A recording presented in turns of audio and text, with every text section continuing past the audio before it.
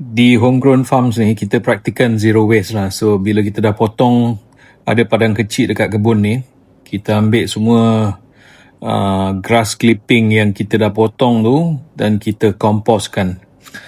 So, tiap-tiap bulan lah kita punya schedule macam ni. So, bila kita dah ambil rumput-rumput yang dipotong tu, kita masukkan dalam kotak pertama. Kotak pertama ni memang dah ada sisa-sisa kompos yang lama yang dah kering sikit. So, ini kita kena gaulkan dengan sisa-sisa yang dulu, baki-baki yang tertinggal dalam tu.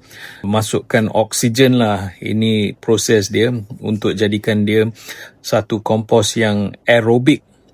So, benda ni kita akan buat untuk selama 3-4 minggu. So, dari kotak pertama tu, sisa-sisa tu kita akan pindah ke kotak kedua dan bila dah breakdown lagi, kita akan pindah ke kotak ketiga. Kotak ketiga ni dah siap lah untuk digunakan dalam kotak-kotak penanaman kita.